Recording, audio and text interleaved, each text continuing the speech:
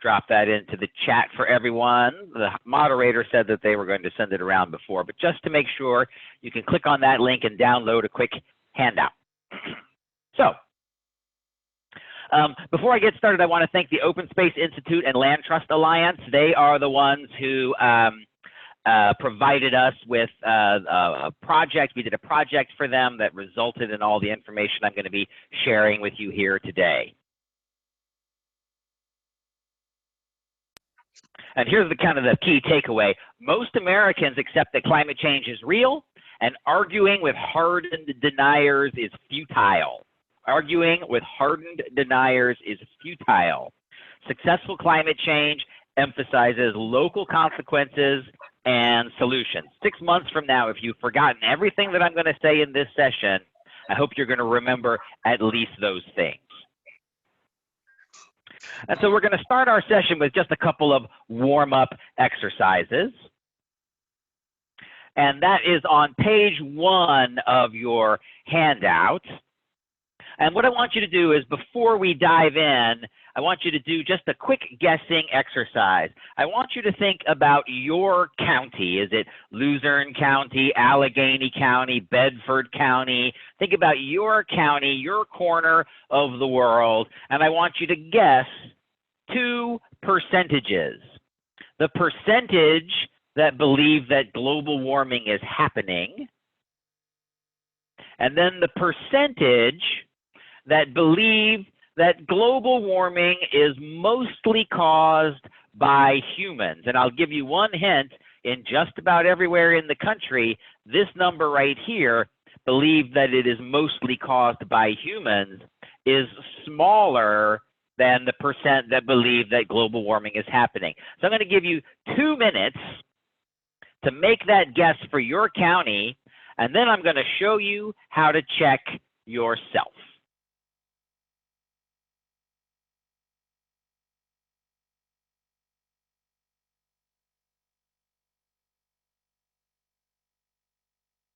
All right, are you ready? So I'm going to send the link around to everyone in the chat. Here's a website where you can look it up.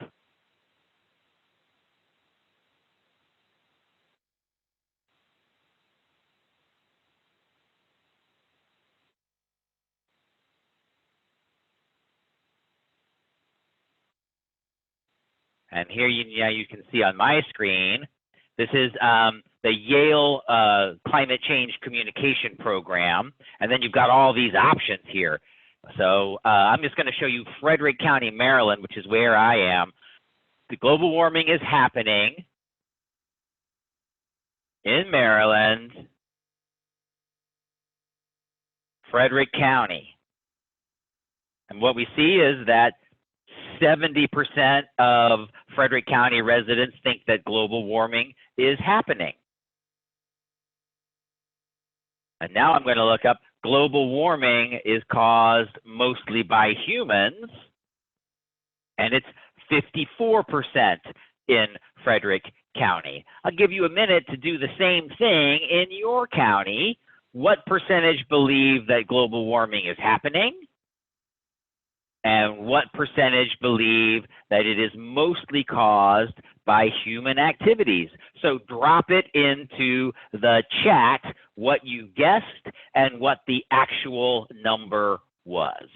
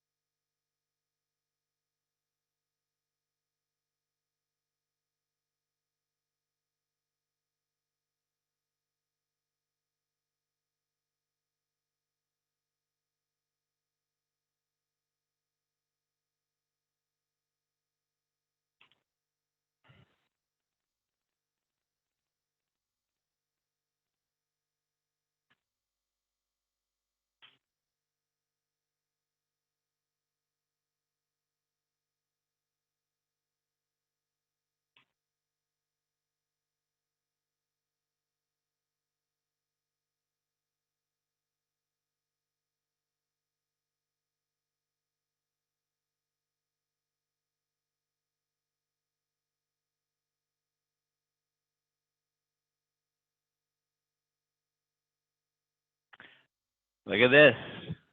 So there you see the results starting to come in. Jack underestimated for his county.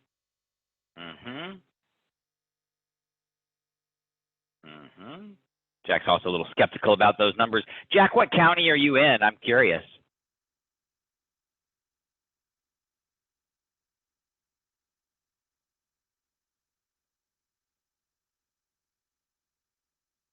Jack's in Mercer County, New Jersey.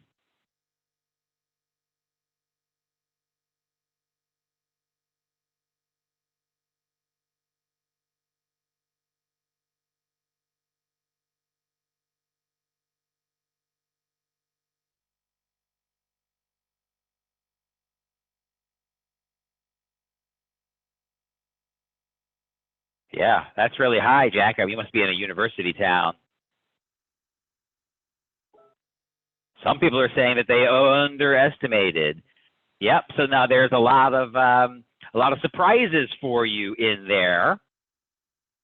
And I have another surprise for you. This is a really important one.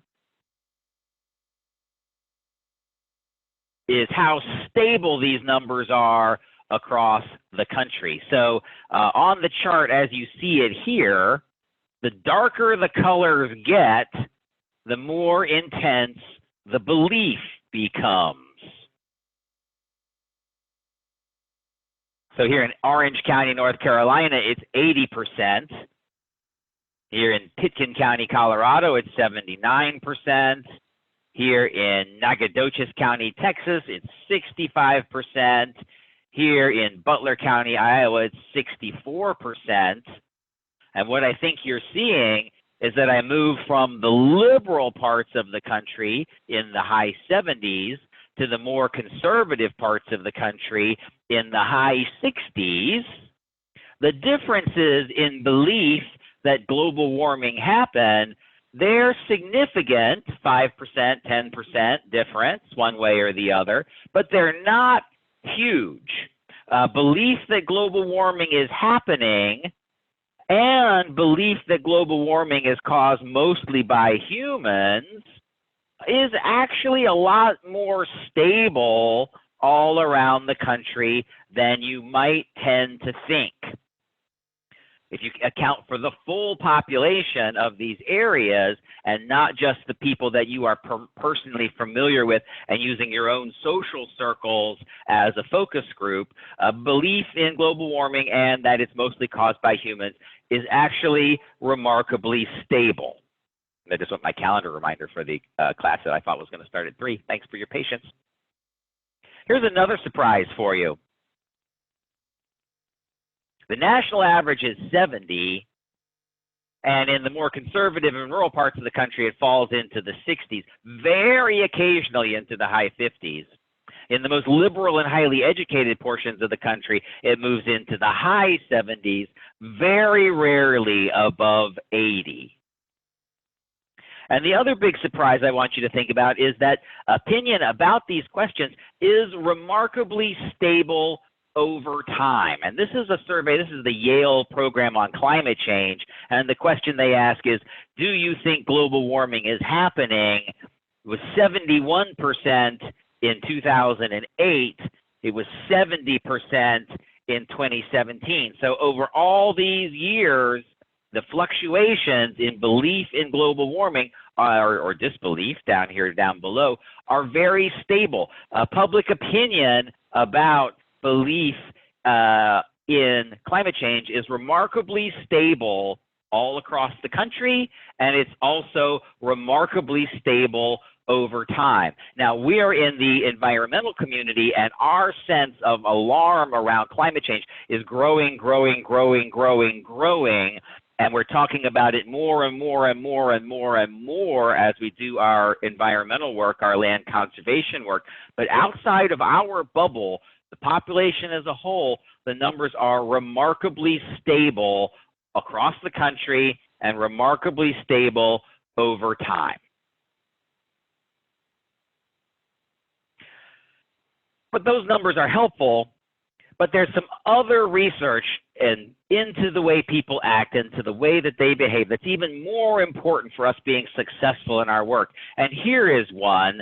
that this is from Yale and the George Mason University, and what they found is that only a minority of Americans, less than half, 42% of Americans, have some belief that climate change is going to affect them personally. Most of them think it's real, but less than half of them believe it's going to affect them personally. And the sense that an issue is going to affect you personally is really important in terms of getting engaged in doing something about it. Even more important, a majority feel helpless to do anything about it.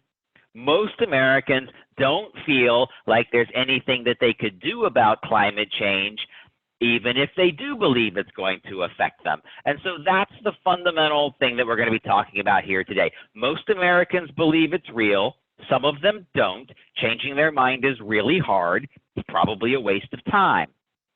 Less than half believe that climate change is going to affect them, and less than that believe that there's anything that they can do about it. And so when you're talking to that 70%, when you're trying to reach the majority of Americans who believe that climate change is real, global warming is real, the climate crisis is real, what you're really up against is, I'm not sure if it's going to affect me personally, and I'm not sure there's anything I can do about it. And so here I have this picture, and let's just pretend that this is a land trust person talking with a landowner, and he might be thinking, many of you probably joined this workshop thinking that we need some way to convince them that it's really happening. And meanwhile, your landowner, your donor, your volunteer, whoever you're trying to reach, is thinking, he has to convince me that climate change will affect me and that there's something I can do about it. Much of the climate communication coming out of the environmental community misses the mark because we don't convince them that there's a direct effect to them personally or that there's anything that they could do about it even if there was. Now, surveys, very far from perfect. It's kind of on full display this week that surveys are very far from perfect at predicting what people think and what they're going to do.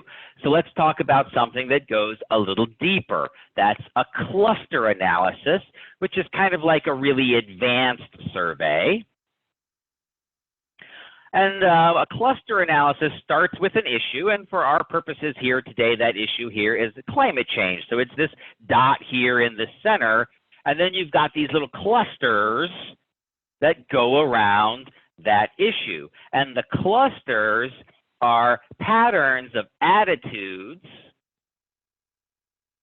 and patterns of demographics that tend to, not always, but tend to correlate with attitudes and what the people correlate with those attitudes.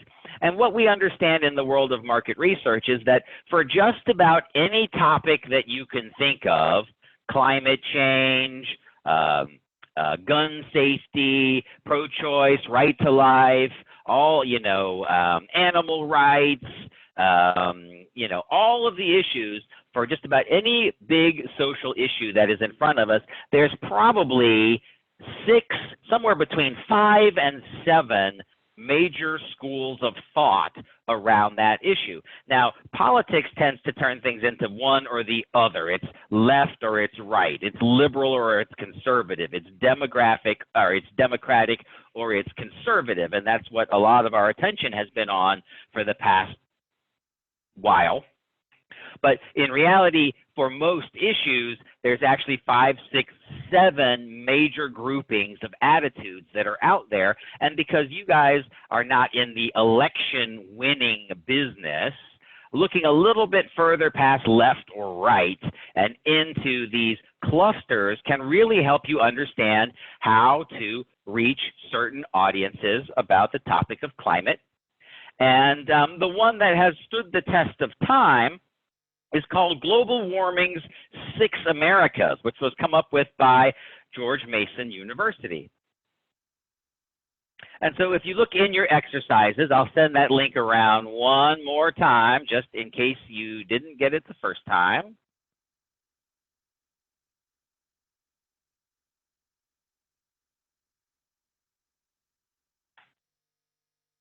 In the link, you will find, in the chat, you'll find a link. And on page 2 or 3 of that handout, here I have some descriptions. I've got cluster A, cluster B, cluster C, cluster D, cluster E, and cluster F.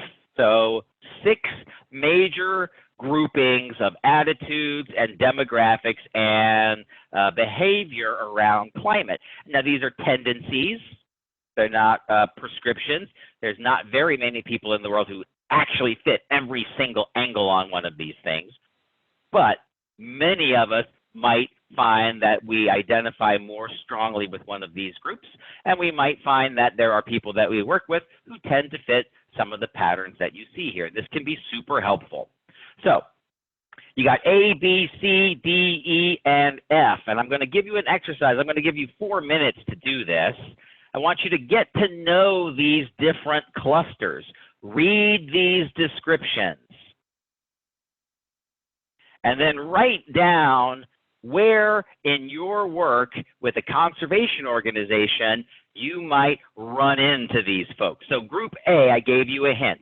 Moderate to liberal Democrats, active in their communities, tend to be female, middle-aged, college education, and upper income, have a secular outlook, and favor economic protection to environmental protection to economic growth. This group has above average media use and follows news on global warming very closely. I bet that is a pretty good description for many of you who have signed into this Zoom call. I'm just looking through who's here, and I see, well, pretty even split between male names and female names. Mostly educated is my guess for you guys. Just going to have to assume the rest since I can't guess that from who I see. Many of your donors and volunteers probably fit this profile for Group A. What about Group B, Group C, Group D, Group E, and Group F? Where in your work do you encounter people like this?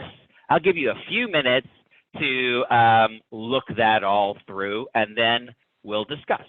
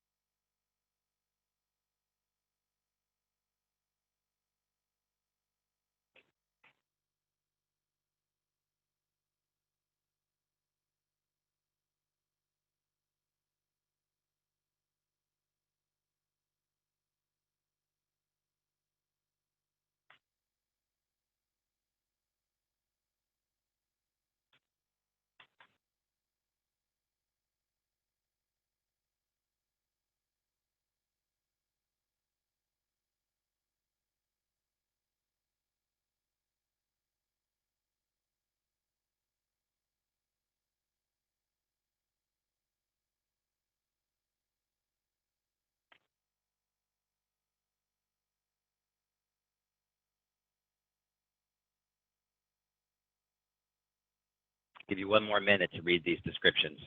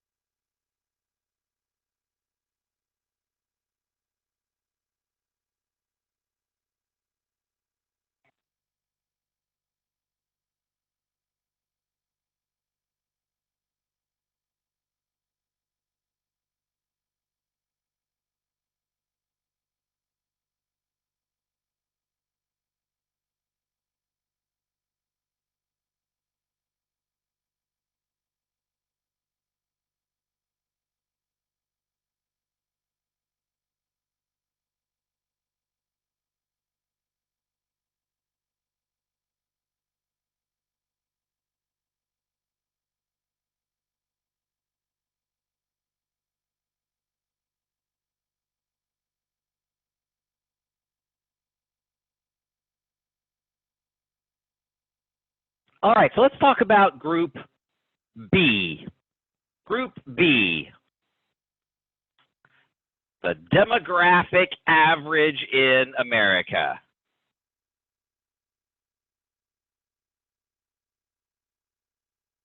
Where do you run into people like that in your work? How do the demographic average encounter the organizations that you work for and the work that you do?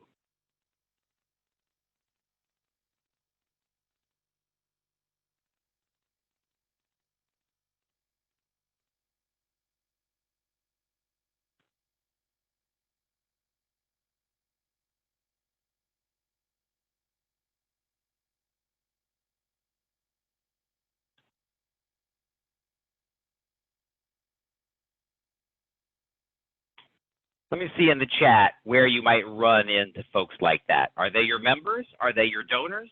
Are they the landowners?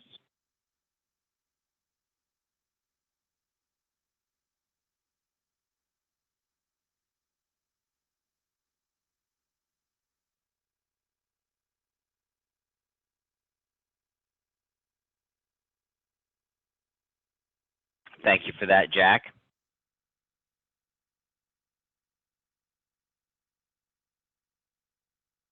Some town appointees, maybe, yeah. If you have properties that you visit, if you have areas where people can, trails that they can hike, that's a good place where you might run of those. Let's talk about Group E. Group E, male, older, educated, white. Many are Republicans. What kind of person does that sound like?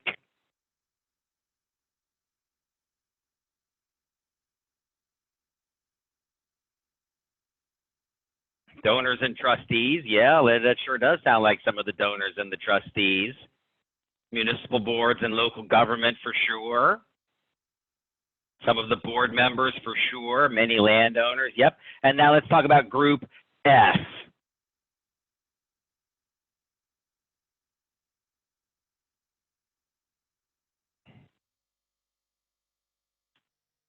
Who are those guys? Consumers of highly specialized conservative media, conservative white men, civically active, may well be evangelical Christians.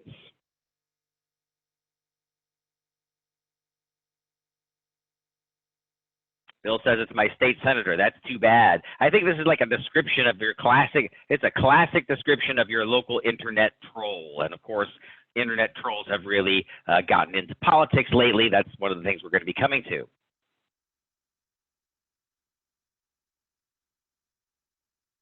So Group A is called the alarmed, and that makes up about 18% of the population. You might want to write that down or make a note of it. 18% of the population is the most concerned and the most active and the most engaged about the climate crisis. 18%. And if you find yourself reading news like this, NPR on climate, the forgotten climate solution, climate genocide is coming, natural carbon sequestration helps cool the planet. If you are running across articles and opinions like this on any kind of regular basis, you're going to fall into the category of alarmed. Now, the concerned is the single largest of these groups, about 30%.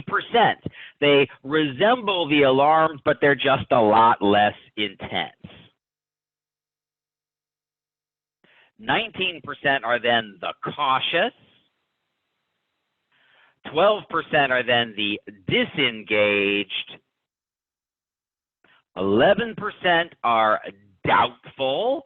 Now we're starting to move into people who actively resist, at some level resist global warming information. And here is the kind of information that the doubtful tend to see. Fox News found some meteorologist who says that climate change is not causing more hurricanes.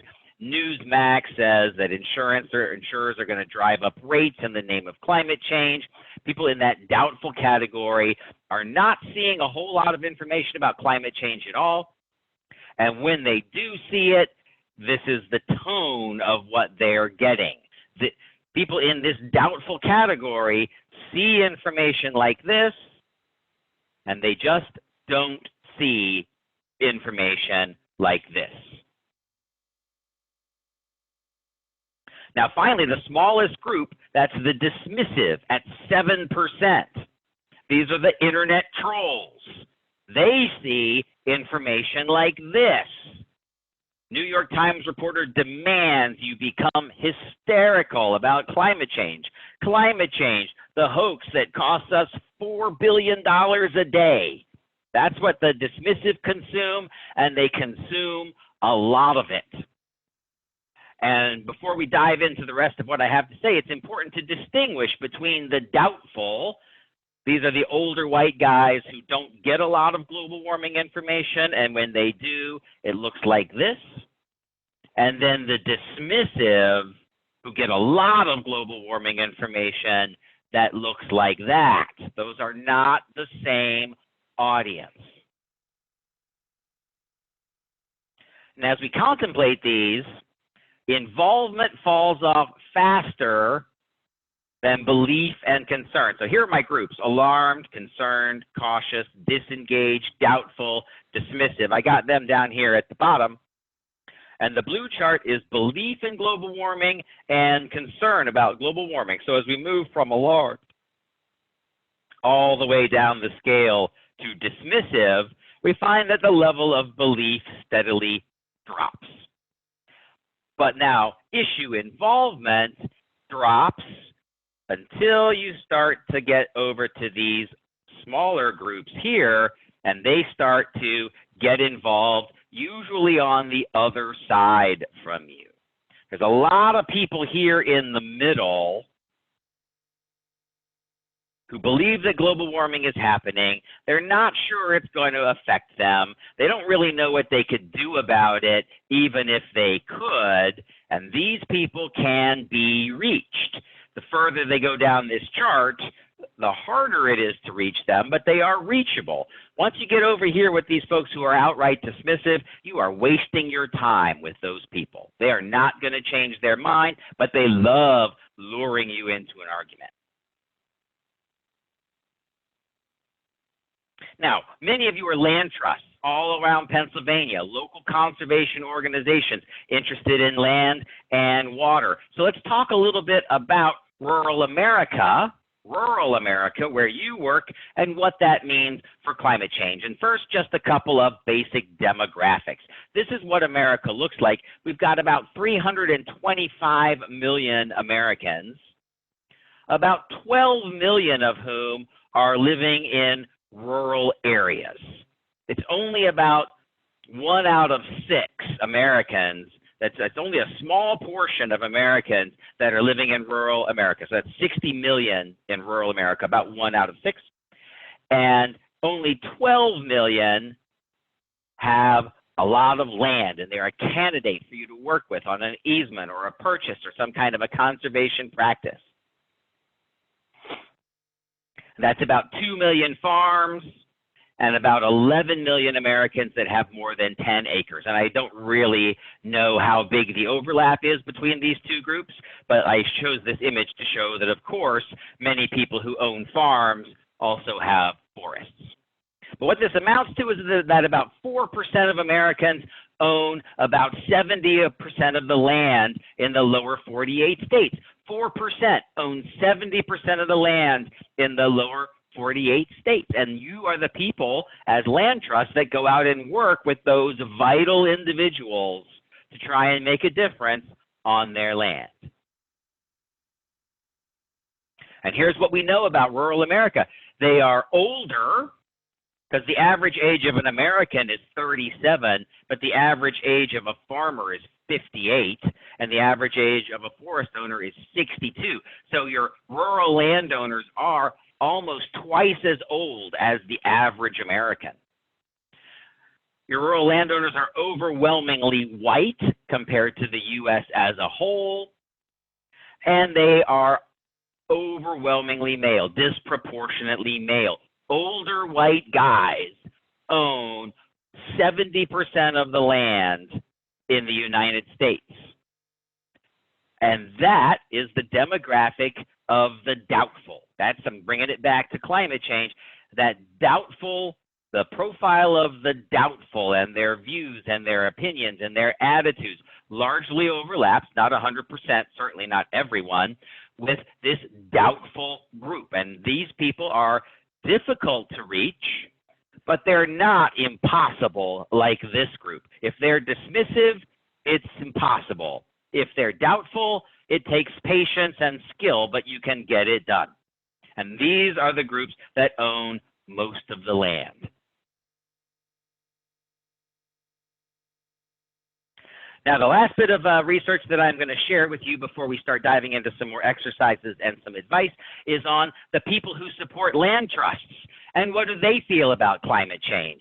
And for this project, I worked with Land Trust Alliance and the Open Space Institute, and we worked with 16 land trusts, much like yours, to do an email survey of their supporters and members. So what we got here, you can see where the land trusts are that did this work, none in Pennsylvania, unfortunately, but all throughout New England and in a lot of the Southeast, and then we had one outlier over here in Northwest Arkansas.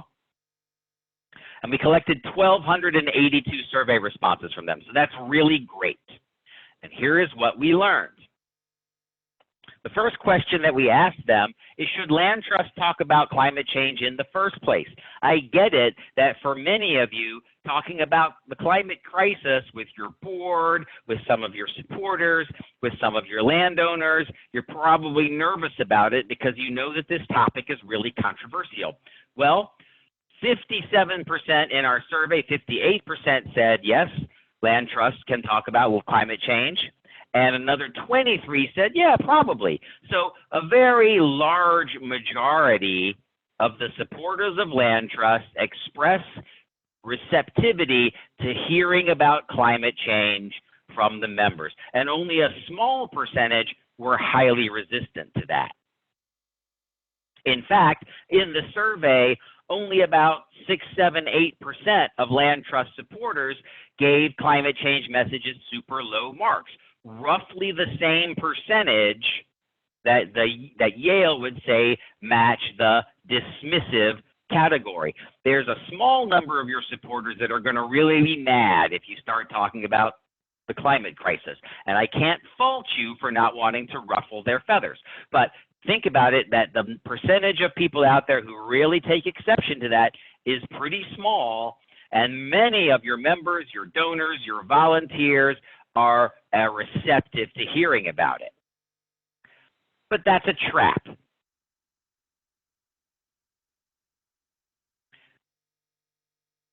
Your supporters, your members, your volunteers, your donors are receptive to hearing about climate change from you, but that doesn't mean it's as much of a deal for them as it may be for you. So we presented the land trust supporters with topics they wanted to hear about from climate change. We gave them 9 topics. Climate was 6 out of 9 on the topics that they wanted to hear about from the land trust. Climate was 5th out of 8 as a reason to protect their land. Now, this is part of the dilemma that you start to face.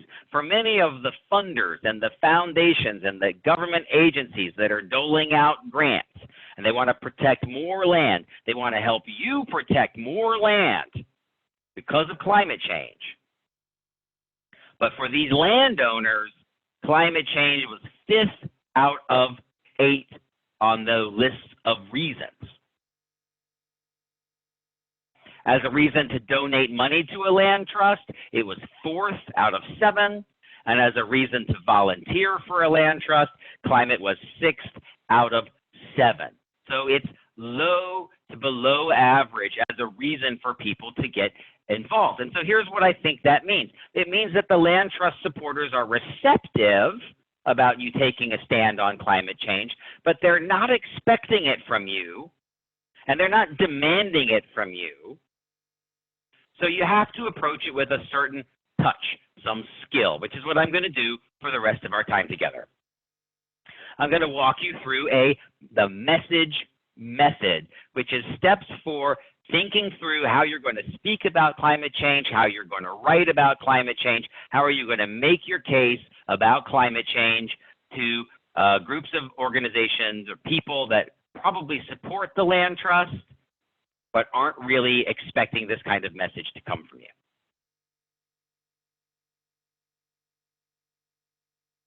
And it starts with behavior. Because only a majority of Americans feel helpless to do anything about global warming. You start talking right off the cuff about global warming, the button that you may find yourself pushing is, that's something I can't do anything about, and then they tune out. So let's do a little exercise. I'm going to give you a couple minutes for this. What I have, this is page 4 of the handout. Send the link to the handout around one last time. This is page 4 in that document. And so now what I've got on page 4 is some behavior, some actions that a person could take in response to the climate crisis. Buy a car that gets 30 miles to the gallon or more. Caulk or weather strip a home. Join an organization that tries to influence policy, et cetera, et cetera, et cetera, et cetera. You got a number of options here. Down on the right-hand side, you've got some percentages of people that told the Pew Charitable Trust that they were willing to do this. But now these percentages, they're scrambled from these numbers. So join an organized protest. Only 4% of Americans told Pew that, yeah, they would consider joining an organized protest. So you can draw a line on your handout from join an organized protest down to 4%.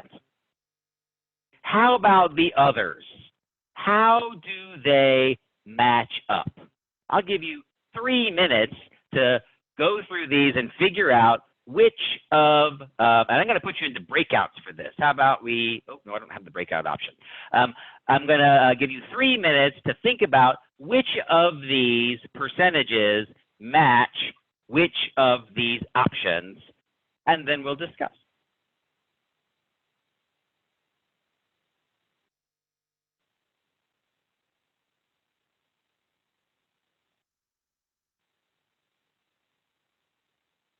Three minutes.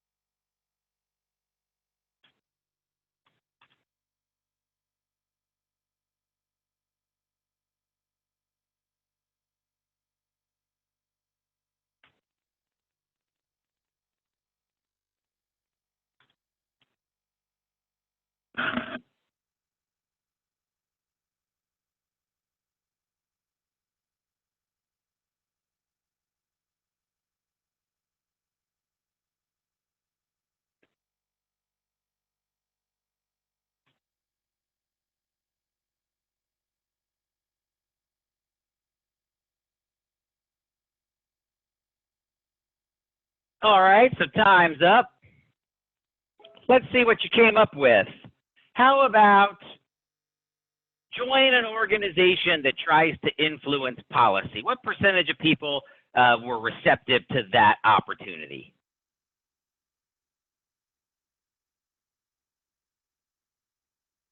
4%. Well, actually, 4% was join a protest. So joining the organization is a little higher, 15%.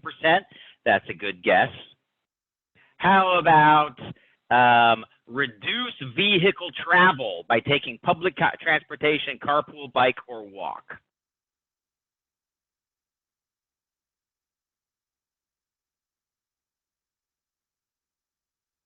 15% for reduced travel. What was the highest one?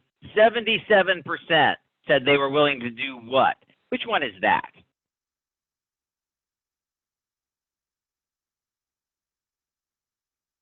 77% change bulbs, called good guesses. All right, let me show you the real answers here.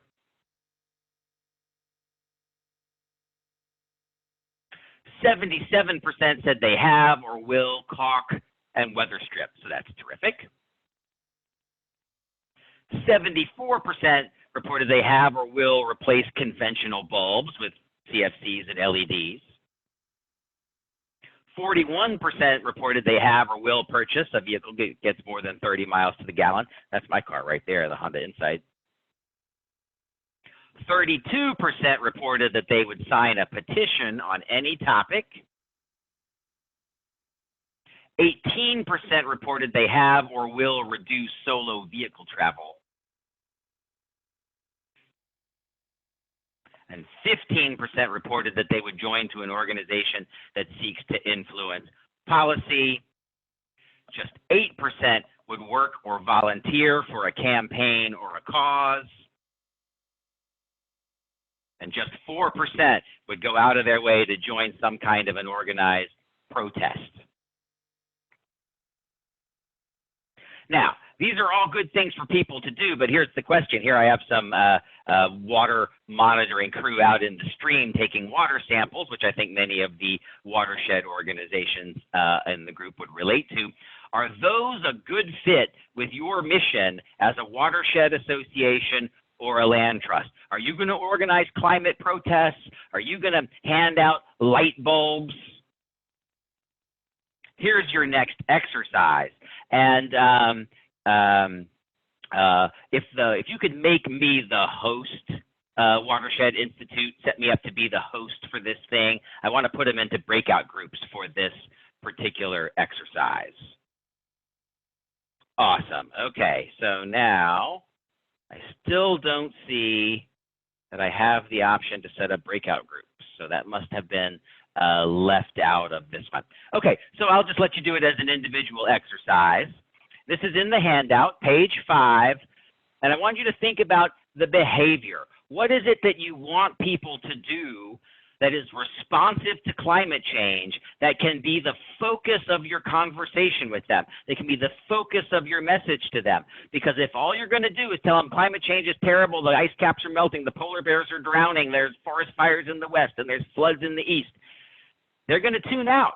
Many of them don't believe that kind of stuff is ever going to affect them, and even if it could, they don't think that there's anything necessarily that they can do about it. You're telling me that New Jersey is going to get hammered with hurricanes because of global warming? Are you saying I should move away? What are you saying they should do?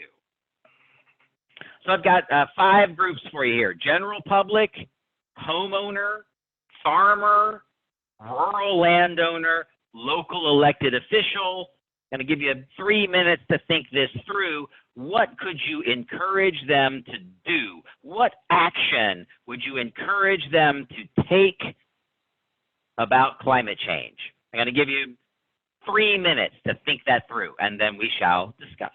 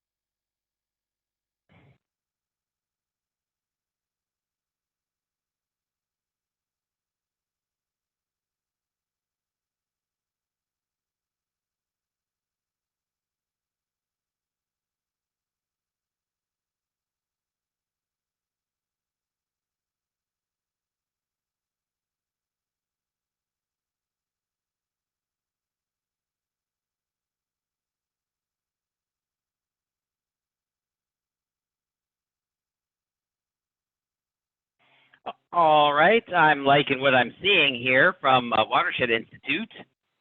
Homeowners taking steps to improve your home or car efficiency. That's great. Farmers, practices that will improve soil condition, reduce erosion, plant cover crops. What do we got for local elected officials?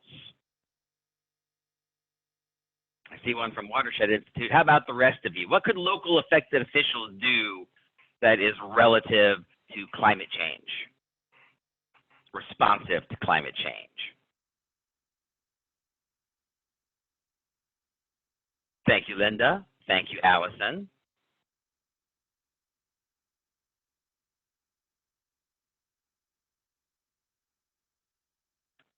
Thank you. Thank you. These are all looking good. Terrific. Now, the point I'm making here is that when you start to think about audiences, it's important to think about what you want, because when it comes to the climate, they don't know that it's going to affect them. Many of them don't believe it's going to affect them. Many aren't sure where to even begin to do anything about it. And if you jump right into talking a whole lot about climate without emphasizing what they can do about it, then it's hopeless. Let's talk about the next item, photos. And for this portion of the workshop, I'm going to quote from this really terrific report here called Climate Visuals, Principles for Selecting Images for Climate Communication. I was really excited about this report because it went super deep on selecting photos, and it was very consistent with the advice we've been giving people for years. So win-win.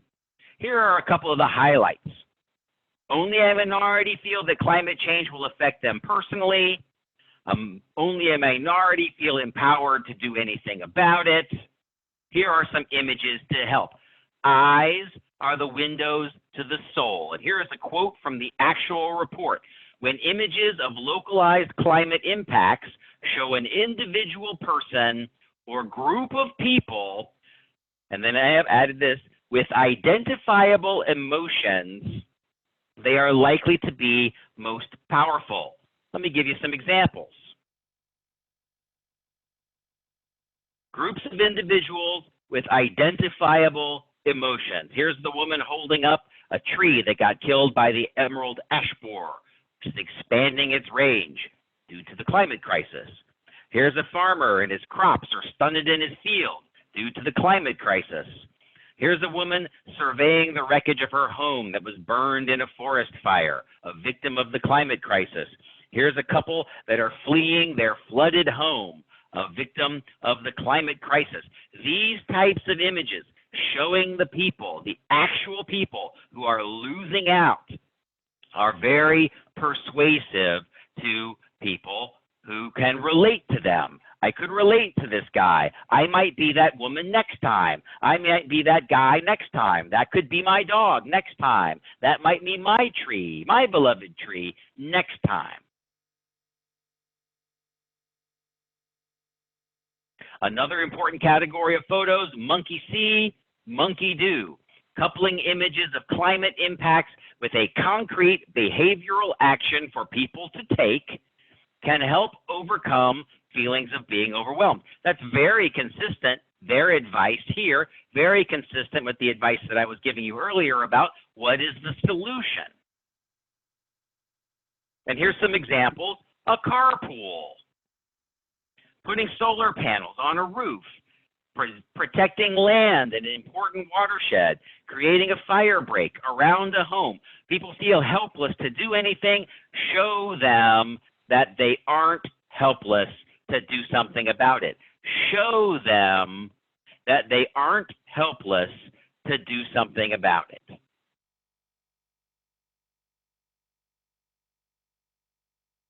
And finally, seeing is believing. Participants in this study were moved more by climate impacts than by causes.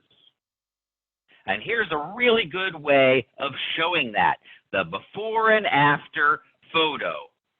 Here's the neighborhood before, here's the neighborhood after.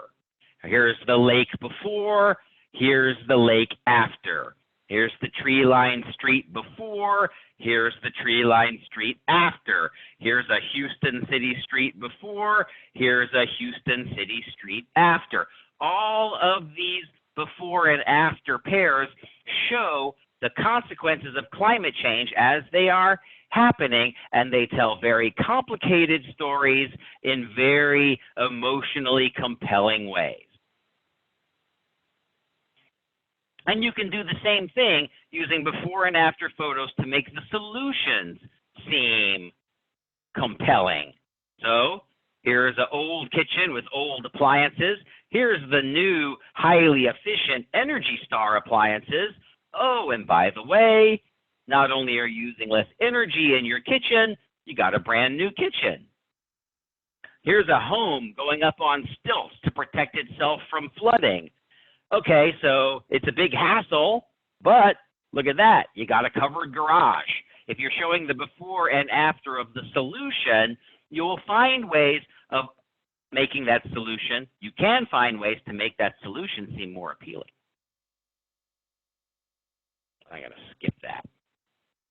Okay, so now on page 6 in your in-class exercises, what I want you to do is do a little sketching.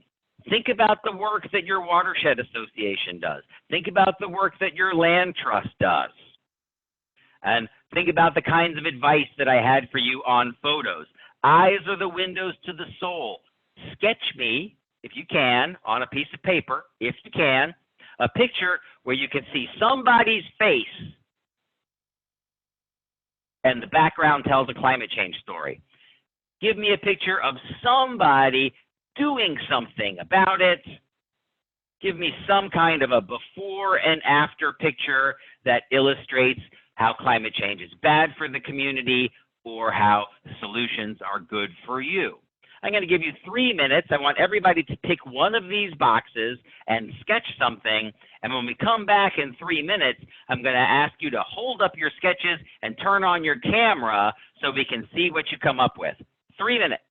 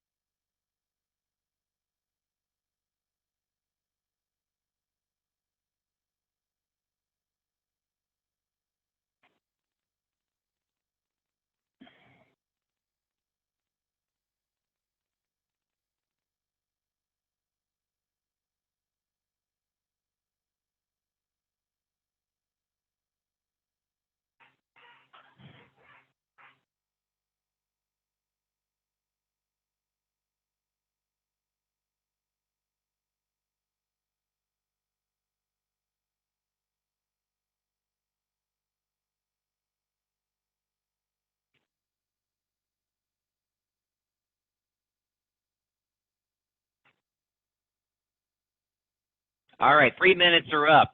Can I get a volunteer to hold up a sketch to the camera and show it to us? Can I see some brave folks for that?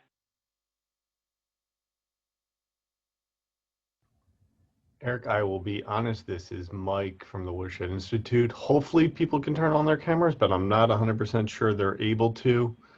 I'm trying to figure out how to do that on my end for those who are interested.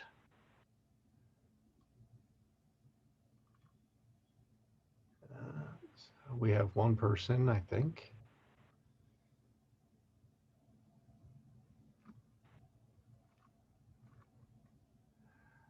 I see a hand up. Yeah. Alec. Do you have the ability on your end to do it as the host now? I do. I can promote him to panelist. There you go. All right, Alec, you've been promoted to panelist. Show us what you got.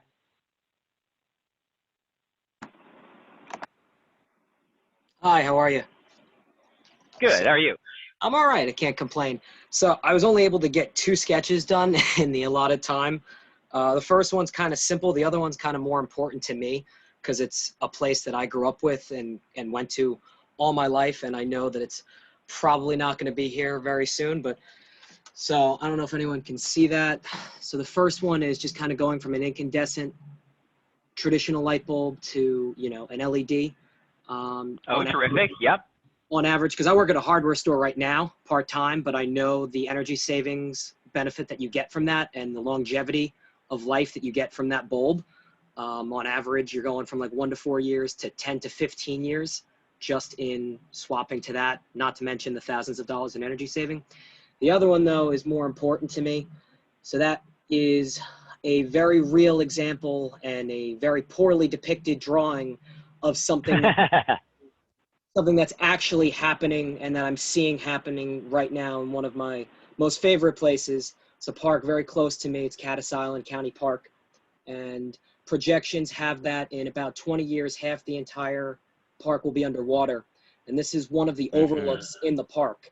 And it's a very nice overlook. There's a lot of trees. There's a lot of, you know, shrubs and growth, some red cedars, some white cedars, well, red cedars rather. Beautiful place, and you'll literally look, it's like a bomb went off. There's a crater because of the erosion. It's literally just, you can look down and you'll see the husks of like the trees and all the other things that have fallen into the bay below. And it's very sad. And also in that area, you'll see a lot of cedars and a lot of pines that have died because of salt water encroaching into the soil. And it's all because of raising water levels because of climate change. So that was my take on seeing is believing and monkey see, monkey do. Thank you. Thank you, Alex. I'm going to take you back to panelists, or back to attendee. All righty.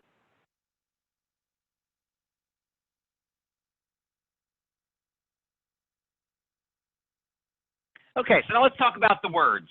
Let's talk about the words that help and the words that don't. First, I'm going to talk about the words that don't help. Shop talk. All professions create their own shop talk.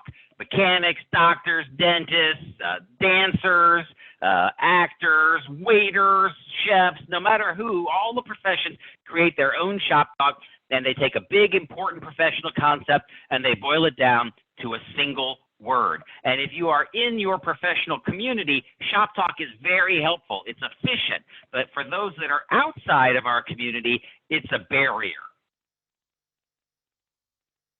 Now, it used to be in the environmental community, we spent a lot of time wondering if we should call it global warming or climate change. Should we say global warming or should we say climate change? And what market research shows right now is that global warming and climate change have very similar rates of response. I have used the terms global warming, climate change, and climate crisis interchangeably in this seminar. And of course, you can do the same thing out there. We might have strong preferences based on our professional perspective, but you move outside of our professional peer group and they're all the same.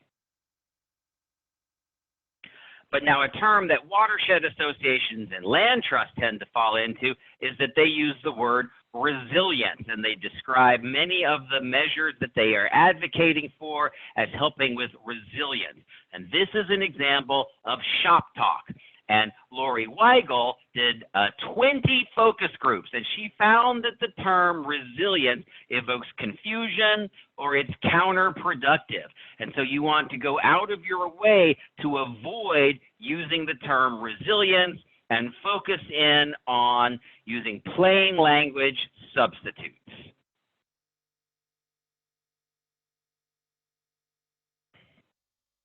Here's another problem word: forests. Forests. What's wrong with the word forest?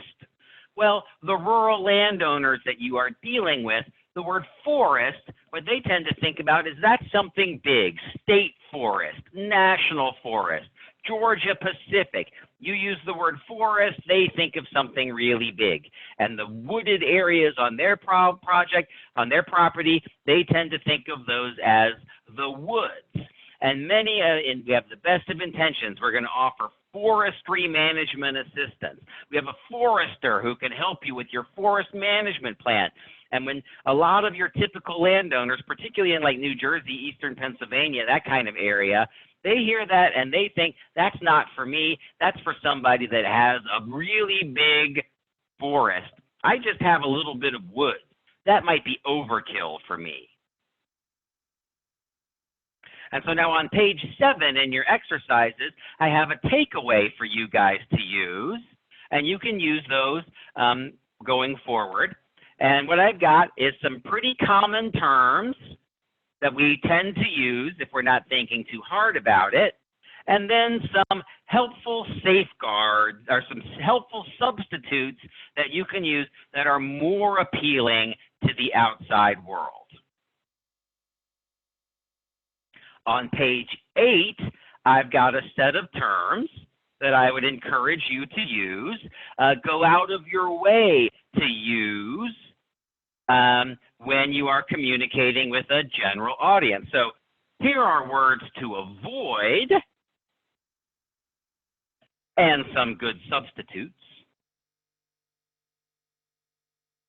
And here are words that you should try to use. Go out of your way to use. And so my final exercise for you, we're going to bring it in just under the wire. I want you to think about that sketch that you just drew. Alex had the before and after of his favorite park disappearing due to rising sea levels. Alex, what would your caption for that image be? The rest of you, one of those pictures that you drew, whether you had a chance to share it with me or not, that picture is going to need a caption. What's that caption going to be? I'm going to give you 4 minutes to write a caption for your image. And as you write a caption, avoid these words. Try using one of these as a substitute. Go out of your way to use one of these words. I'm going to give you 4 minutes to write your caption.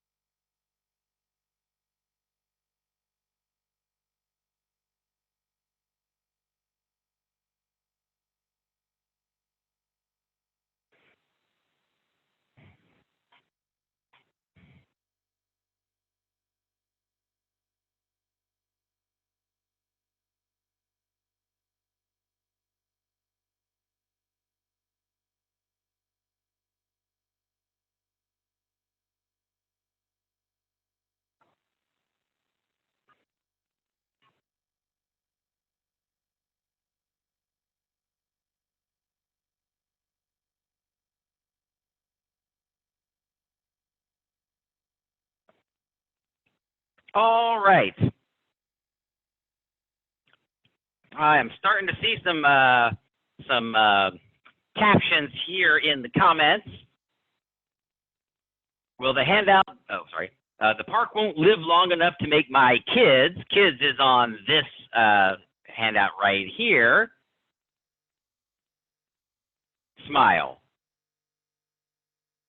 Alex says, my before picture is tons of trash on the water's edge, and the after picture the same land all clean. Before and after, and let the picture, no good. Oh, well, Allison, a little caption is certainly going to help that before and after is great, but you could write something like, you know, our volunteers made a difference. Alex has one $8 choice. Choice is on the list. $1,000 saved. Well done, Alec. Let me see some of the other captions that you guys might have come up with.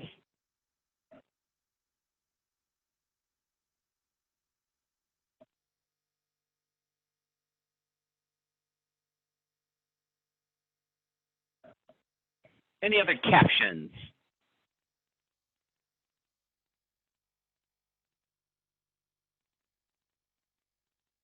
Let's work together for healthy and safe natural areas. Thank you, Sheila. You put a whole bunch of words and strung them together.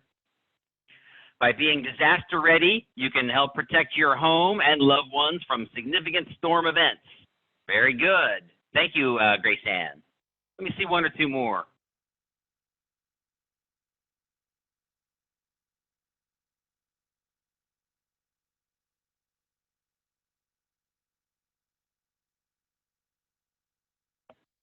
Can I see one or two more?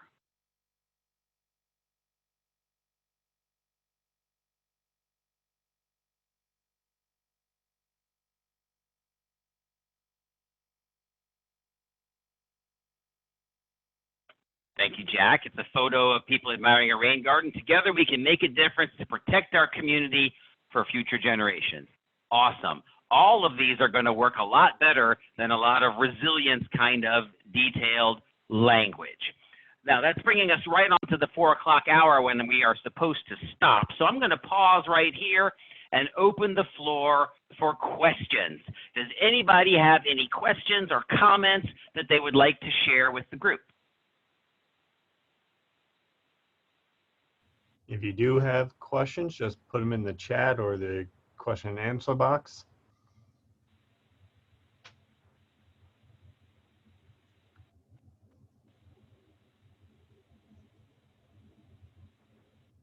So Eric, this is Mike. I have a question. Sure, Mike. Are there, you know, understanding your audience, are there words that work better depending on the particular audience? So if you're in rural, you know, conservative town, you know, I'm talking about flooding, I'm talking about enhanced stormwater management, you know, I try not to use the words climate change at all, but are there words to absolutely stay away from or words to absolutely use to sort of get their attention? And usually I use money in economics when I can, but I don't know if you had other thoughts. Sure. So first off, the two lists that I gave you in the handout are a good place to start. So here are words that you might be inclined to use and some substitutes that I would encourage you to look at. And then here is another set of terms that I would encourage you to go out of your way to use. And then with really conservative audiences, there's a handful of words on this list that I would encourage you to emphasize. And one of them is property. And the more you keep talking about your property and emphasizing that you respect that the land that you're referring to is private property owned by the individual, they will be responsive to that respect. There are choices that they can make about their property, emphasizing it's a choice and you respect that it's their property. Super helpful. The word protect is a good one for conservative audiences, particularly when you focus that protection, protect your property, protect your family. And then we have American tradition and patriotic that is down here. These are good words. Of all of these, duty, American tradition are really good ones for particularly conservative audiences as well. Thank you. All right. Anyone else with some questions?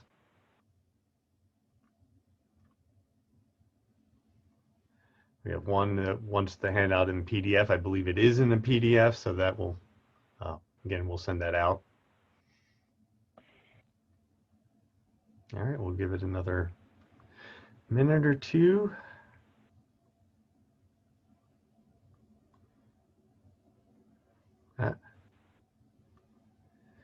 All right, we have 2 questions now. What are some tips for writing good, captivating captions? Okay, well, captions should be brief. And my most important advice to you is when you're writing a caption for a photo, pick one of the words off of this list right here. In the exercise, I noticed that a couple of you went out of your way to put as many in there as possible, which, you know, is maybe not the best idea. Using just one of these and making those captions as short as possible is helpful. In social media, what we see is that the ideal length of a photo and the text that gets you the most likes, the most shares, et cetera, is 6 words. 6 words. Brief. All right. And then, Eric, is there a list of resources people can access to continue to learn about this topic? I do not have like a suggested resource list on this topic. All right. Thank you. But you mentioned a couple reports, so when people go back and look at this video, they can Google those. Yeah, the one that I would suggest, I'm going to put the name here in the chat. If you do a Google search for climate visuals, that was a really good report. And then, of course, the link to the Yale climate opinions map. People really appreciate those. There's that link there. All right. Well, one last chance for questions.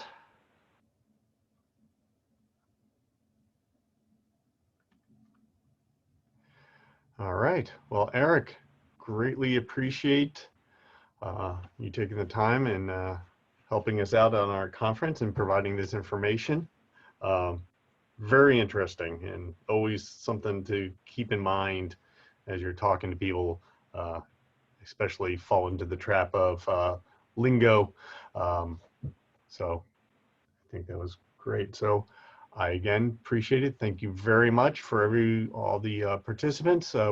We were recording, so we will send out the video and the handout later in the week or next week. And I look forward to seeing everyone tomorrow in our next sessions. So again, thank you and have a good night. Thank you all for your time. Best of luck for your work going forward. Thanks.